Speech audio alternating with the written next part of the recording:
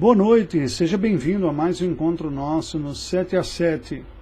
Nesta semana nós vamos refletir sobre um tema muito especial, rico, edificante, eu diria até o tema central da mensagem cristã, que é Jesus Cristo como a Boa Nova, o Evangelho.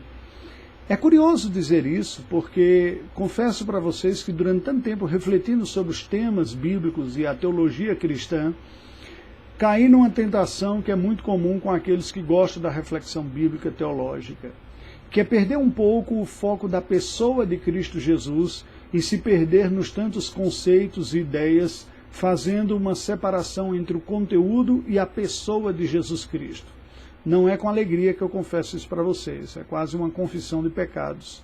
Mas pela graça do Senhor, por necessidade até pessoal, o Senhor, em momentos de provação na minha vida, me restaurou essa percepção. E eu confesso que eu nunca mais quero perder de vista isso novamente. Está tão claro na Escritura, mas nós podemos nos perder nos detalhes. E usar os elementos que compõem a piedade cristã contra a própria piedade cristã. Por exemplo, o conhecimento bíblico, o esforço pela obediência, a dedicação em servir ao próximo, as atividades religiosas, a diligência no esforço para se dedicar e tantas outras práticas que compõem a vida cristã. Elas podem ir nos enchendo com vários acessórios que vamos colocando sobre nós mesmos e a nossa roupa, que nós podemos perder de vista o elemento central. Aquilo que Cristo, conversando com os discípulos no caminho de Emaús, diz, falando que tudo na Escritura estava sendo dito a seu respeito. Veja o que Paulo diz escrevendo aos Romanos, no capítulo 1, versículos 16 e 17, versículos importantes que desencadearam inclusive a reforma protestante. Diz, pois não me envergonho do Evangelho, porque é o poder de Deus para a salvação de todo aquele que crê, primeiro do judeu e também do grego, visto que a justiça de Deus se revela no Evangelho de fé em fé, como está escrito, o justo viverá pela fé.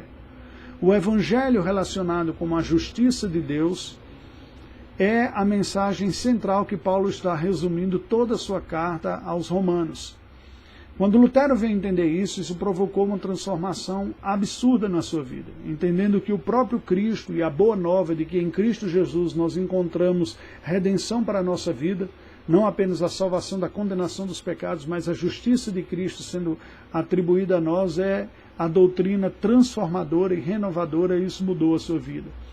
E o que nós perdemos de vista muitas vezes como evangélicos é que Jesus Cristo, que é o Senhor, é não apenas a porta de entrada da vida cristã, mas é também a própria caminhada cristã. É o conteúdo essencial, ele é o próprio Evangelho. Sobre Cristo e o Evangelho como os elementos da vida cristã, conversaremos na próxima semana.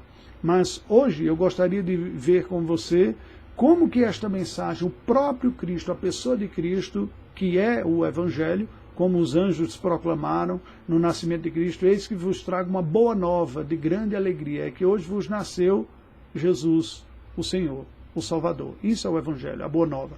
Nós já falamos aqui em alguns vídeos a distinção entre lei e Evangelho para Lutero, lei como sendo as partes reguladoras da vida e Evangelho como sendo aquilo que Deus faz para alcançar pecadores, redimi-los, restaurá-los através de Jesus Cristo.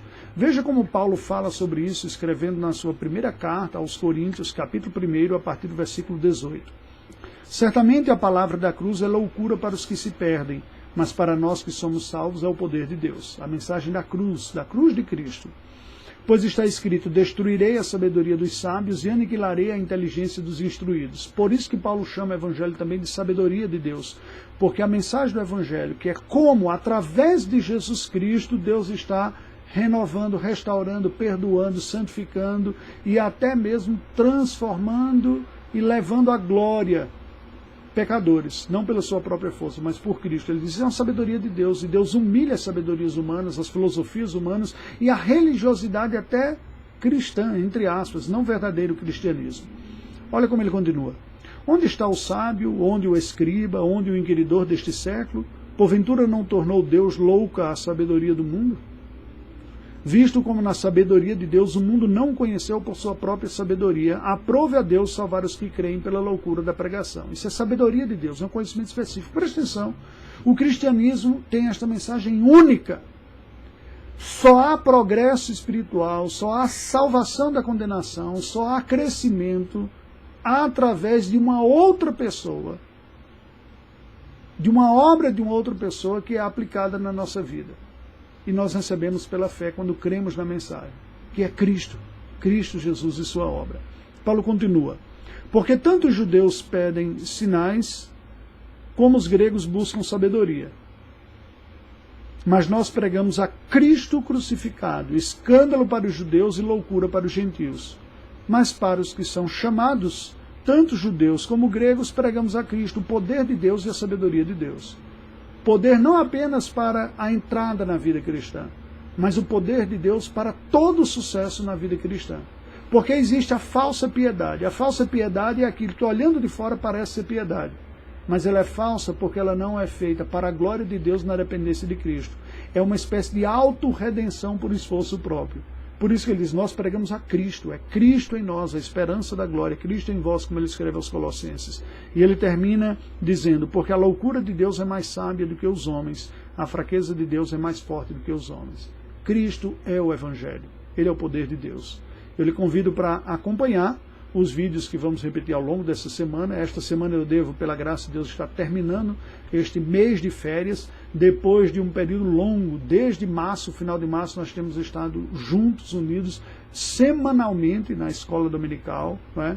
E também nos estudos de quinta-feira durante 6 meses, nos nossos encontros diários desde dia 22 de junho, né, que foi o primeiro. Então eu tive um período de recesso, mas para não deixá-los a sós, nós selecionamos estes vídeos, reagrupamos por temas e eu estou trazendo esses introdutórios a cada segunda-feira também. Que Deus nos abençoe, vamos orar ao Senhor. Ó Deus, nós te rendemos graças, porque nós não temos uma mensagem como um conceito a transmitir. Nós temos uma mensagem como um convite a uma pessoa a transmitir.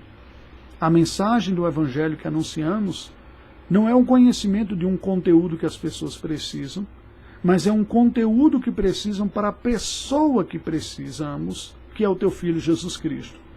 Precisamos dele, não apenas como precisamos no dia em que nos tornamos cristãos, mas precisamos a cada dia para crescermos como cristãos. Te louvamos pelo teu Filho, o Evangelho, a boa notícia, não estamos a sós, temos um Salvador, como ele mesmo disse que estaria conosco todos os dias até a consumação dos séculos. Abençoa-nos segundo a tua graça, em nome de Jesus. Amém. Deus nos abençoe, desfrute.